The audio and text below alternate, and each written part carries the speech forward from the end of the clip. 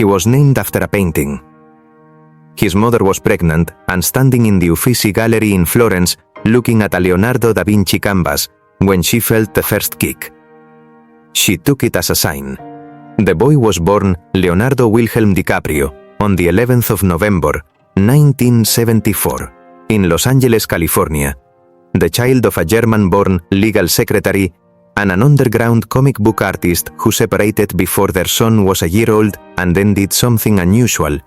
They moved into twin cottages with a shared garden in Echo Park, so that neither of them would have to raise him without the other. That neighborhood, in 1974, was not charming.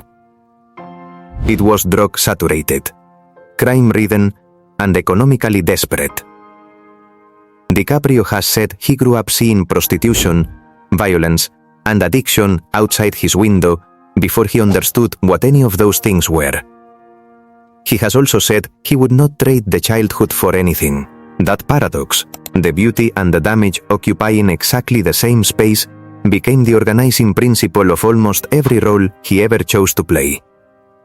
The other thing that happened in that childhood was the Academy of Motion Picture Arts and Sciences.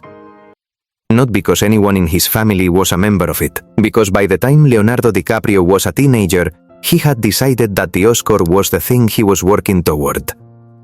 And that the distance between where he was standing and where that statue lived was not a reason to stop. He was nominated for the first time at 19 years old. He would wait 23 more years for the room to finally agree. What he chose to do with those 23 years is the most complete answer anyone has ever given to the question of what separates an actor from an artist. Have you ever wanted something so specifically, so precisely, for so long, and refused to compromise what you were building in order to get it faster? Because that is the story of Leonardo DiCaprio. Not the face, not the heartthrob, not the meme. The man who turned down the shortcut every single time it was offered, and who built, from a cracked neighborhood in Echo Park, one of the most extraordinary bodies of work in the history of American cinema. But the childhood comes first. Because Echo Park is not incidental to what DiCaprio became, it is the source of it. George DiCaprio was a distributor and creator of underground comic books, counterculture, alternative, deliberately outside the mainstream.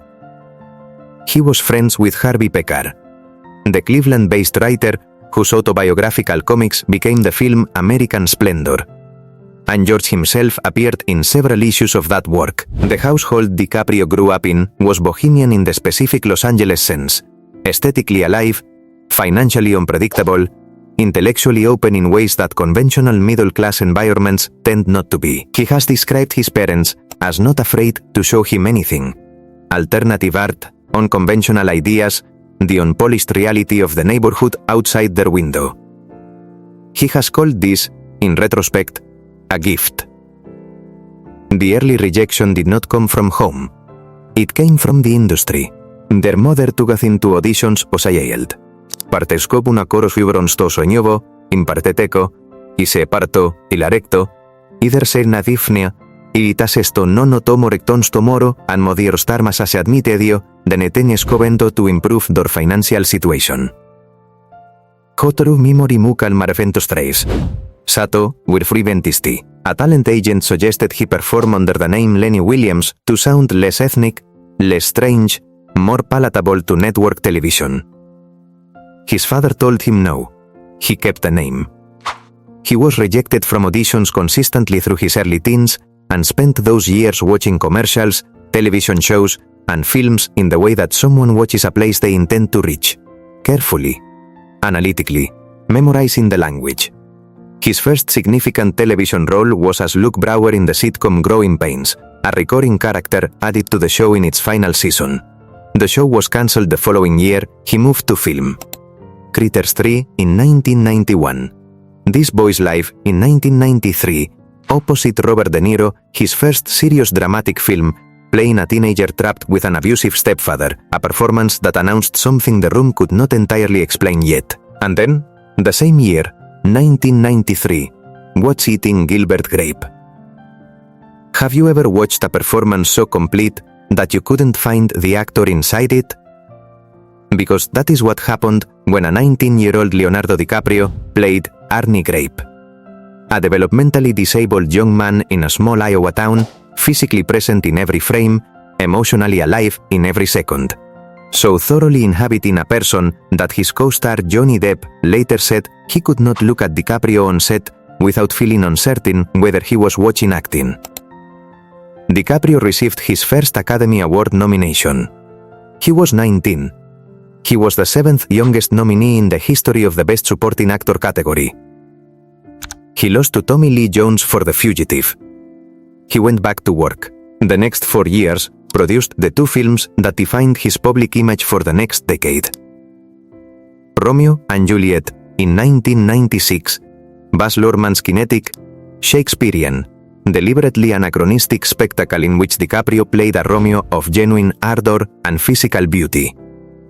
A performance that turned a difficult text into a phenomenon for a generation that had never encountered Shakespeare voluntarily. And then, Titanic in 1997, James Cameron's 3-hour, $200 million, Oscar-sweeping colossus in which DiCaprio played Jack Dawson, a penniless artist who wins a ticket in a poker game and boards the world's most famous doomed ship. The film earned $2,195 million at the global box office. It became, at that moment, the highest-grossing film in the history of cinema. It won 11 Academy Awards. Not one of them was for Best Actor. DiCaprio was not nominated. Think about what that meant for a moment. The biggest movie in the history of cinema. The most recognizable face in the world. And the Academy of Motion Picture Arts and Sciences decided the performance did not merit a nomination. He was 23 years old, the most famous actor on earth, and the institution that defined what the industry considered excellent had looked at what he had done and passed. What he did next is the thing that defined the rest of his career. He disappeared. Not from work, from the category the industry had decided he occupied. He took no major commercial film for 3 years. When he returned, it was with The Beach in 2000, a strange, morally complicated film about a young man's paradise found and corrupted, which was poorly received critically and earned mixed box office. He did not choose it to rebuild. He chose it because the material interested him. And then, in 2002, 2 films arrived that established the second phase of his career more decisively than Titanic had established the first. Catch Me If You Can, directed by Steven Spielberg, in which he played real-life con artist Frank Abagnale Jr., with a lightness and a charm that masked the sadness underneath, and Gangs of New York, directed by Martin Scorsese. The Scorsese partnership was the central creative relationship of DiCaprio's adult career. They made 6 films together over 20 years: Gangs of New York, The Aviator, The Departed, Shutter Island, The Wolf of Wall Street, Killers of the Flower Moon, and across those 6 films, DiCaprio disappeared into a range of characters so diverse that the only unifying quality was the quality of the disappearance. Howard Hughes in The Aviator, the obsessive-compulsive aviation pioneer and Hollywood mogul, his mind turning against him in real time, his fingers picking at meatloaf that he cannot bring himself to eat, his body refusing the world that his ambition built. DiCaprio received his second Academy Award nomination. He lost to Jamie Foxx for Ray. He went back to work. Have you ever watched a door open and close so many times that you began to wonder whether it was the door or the person standing in front of it? That is the question that the Academy of Motion Picture Arts and Sciences was asking Leonardo DiCaprio, year after year, across the 2000s. Blood Diamond in 2006, a diamond smuggler in Sierra Leone during the Civil War, a performance of physical and moral complexity that earned him a 3rd nomination. He lost to Forest Whitaker for The Last King of Scotland. He went back to work. The Wolf of Wall Street in 2013, Jordan Belfort, the fraudulent Wall Street broker, a man of uncontrolled appetite and spectacular self-destruction. A performance so committed and so technically extreme that it redefined what excess looked like in contemporary film. He received his 4th nomination. He lost to Matthew McConaughey for Dallas Buyers Club. He went back to work. The internet, which by 2013 had developed a very particular affection for DiCaprio's Oscar losing streak, turned the losses into a cultural artifact. The meme was everywhere. DiCaprio at various awards ceremonies, holding his Golden Globe, visibly moved, visibly waiting. What the meme did not capture was what DiCaprio was actually doing with all the years between the nominations. He was producing environmental documentaries. He was founding the Leonardo DiCaprio Foundation in 1998, which over the following 2 decades provided more than $100 million in grants to environmental and wildlife conservation organizations. He was meeting with Al Gore at the White House in 1998, at 24 years old, to discuss climate change, and leaving that meeting changed in a way he has described as permanent. He was designated a United Nations Messenger of Peace with a special focus on climate change in September of 2014. He was producing Before the Flood, a documentary on climate change, in 2016. He was co-founding Earth Alliance in 2019. He was helping launch America's Food Fund during the COVID-19 pandemic in 2020. He was partnering with the RE Wild organization to protect biodiversity across every continent. He was, quietly, spending the years the Academy gave back to him on something the red carpet cameras did not routinely cover. And then came The Revenant. 2015. Directed by Alejandro González Iñárritu, shot on location in remote Canada and Argentina, in natural light, in below freezing temperatures, in some of the most physically demanding conditions any major studio production had ever placed its lead actor in. DiCaprio played Hugh Glass, a real frontiersman of the 1820s, left for dead by his companions after a bear attack, who crawled hundreds of miles through frozen wilderness driven by the single purpose of survival and, after survival, revenge. The production was legendarily brutal. The natural light requirement meant filming windows of 40 minutes or less per day during winter, a total of 9 months of shooting for a film that ran 2 hours and 36 minutes. DiCaprio ate raw bison liver on camera because it was real, and Iñárritu wanted the audience to feel that it was real. He slept inside animal carcasses. He crawled through frozen rivers. He said afterward, "I can name 30 or 40 sequences that were some of the most difficult things I've ever had to do, whether it was going in and out of frozen rivers, or sleeping in animal carcasses, or what I ate on set." Have you ever chosen the hardest possible version of something, not because it would get you what you wanted, but because the hardness itself was the only honest way to do it? Leave a comment below. Because that is what the 20 years between his first nomination and his Oscar were actually about. Not patience. Not suffering. The commitment to full presence, to being completely inside every role regardless of what it cost the body, or the career, or the public image, that had been his operating principle since he sat in a casting office at 13 and refused to change his name. On the 28th of February, 2016, Julianne Moore announced the Best Actor winner at the 88th Academy Awards. The room rose before his name was finished. He walked to the podium and stood there for a moment, and what the cameras caught in that moment was not triumph. It was something quieter and more complicated.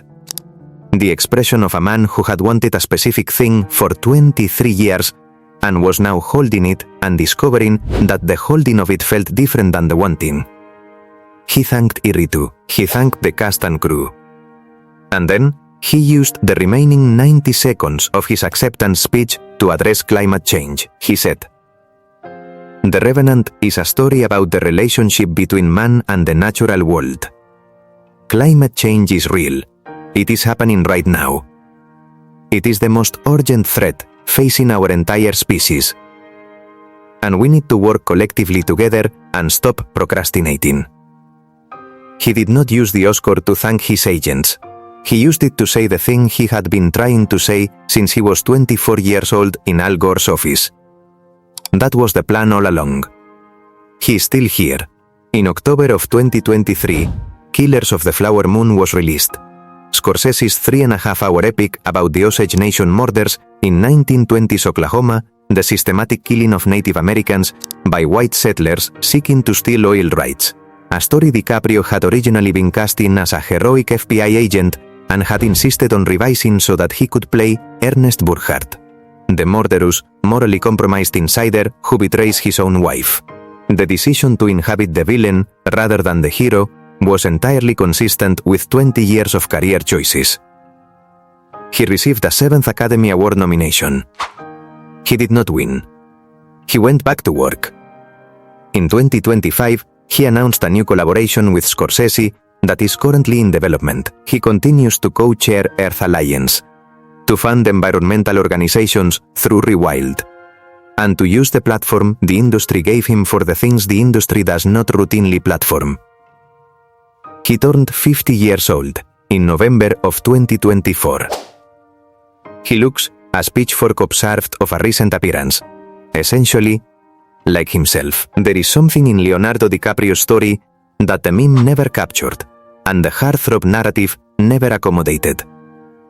He grew up in a neighborhood where the beauty and the damage lived side by side, in a household where his divorced parents moved into adjacent cottages rather than deprive their son of either of them, in a family where a comic book artist told his son to keep his own name in an industry that wanted to sand it down into something easier. He chose, from the beginning and without deviation, the roles that interested him over the roles that would have consolidated his commercial position. He turned down the action franchise.